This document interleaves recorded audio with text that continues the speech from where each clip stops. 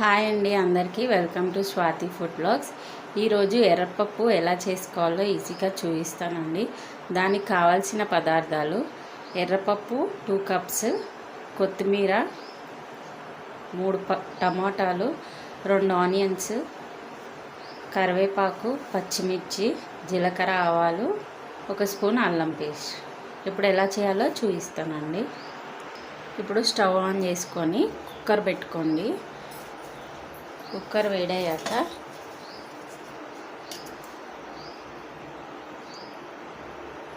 Two spoons oil వేసుకోండి.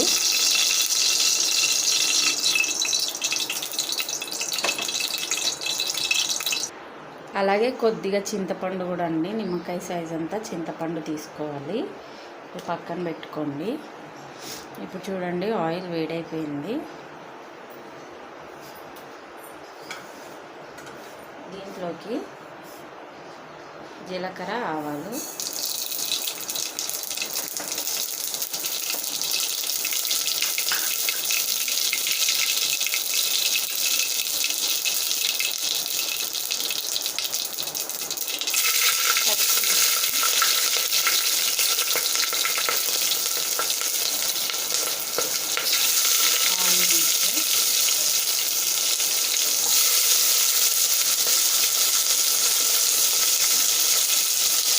ఇవి మంచిగా ఫ్రై చేసుకోవాలండి.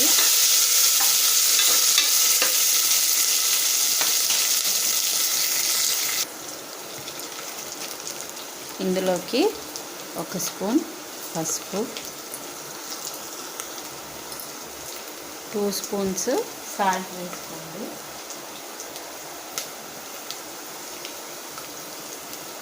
ఇప్పుడు ఒకసారి మంచిగా కలిపేసేయండి. ఈ ఆనియన్స్ మంచిగా వేగేంత వరకు ఉంచాలండి. చాలా ఈజీ అయిన రెసిపీ, చాలా టేస్టీగా ఉంటుంది. ఈ పప్పు చపాతీలోకి బాగుంటుందండి. ఇప్పుడు ఇందులోకి 1 స్పూన్ అల్లం పేస్ట్,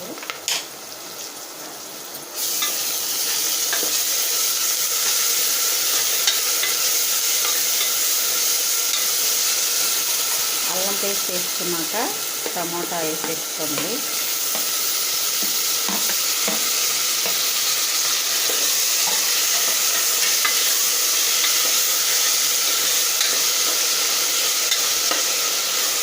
ఒక 1 మినిట్ దీన్ని మీడియం ఫ్లేమ్లో పెట్టి ఉంచండి. అది టమాటా కొద్దిగా దగ్గర అయిపోయి మగ్గేంత వరకు.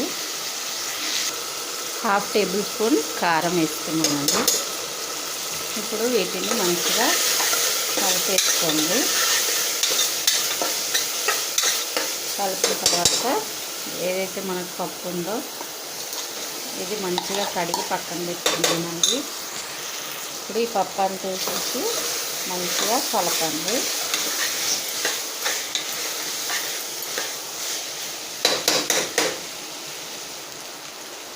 కరివేపాకు, కొద్దిగా కొత్తిమీర, అలాగే చింతపండు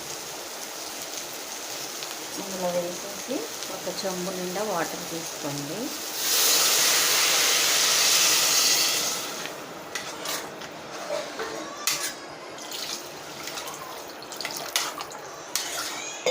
మీకు ఎంత పప్పు క్వాంటిటీ కావాలో చూసుకొని పల్సగా చేసుకోవద్దండి, మంచి దగ్గరగా చేసుకోవాలి. చాలా టేస్టీగా ఉంటుంది. ఇప్పుడు 3 విజిల్స్ వచ్చే వరకు మనం మూతేసేసుకుందాం. ఇప్పుడు 3 విజిల్స్ అయ్యాక చూపిస్తానండి.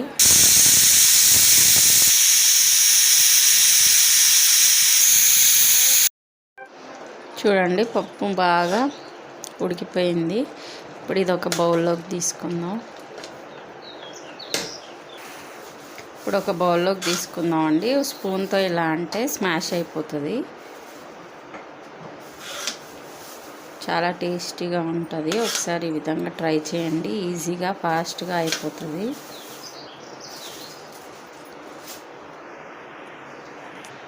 చాలా ఎమ్మీ అయిన పప్పు అండి. మీకు ఈ రెసిపీ కనుక నచ్చినట్లయితే లైక్ చేయండి, షేర్ చేయండి, కమెంట్ చేయండి, అలాగే సబ్స్క్రైబ్ చేయడం మర్చిపోకండి.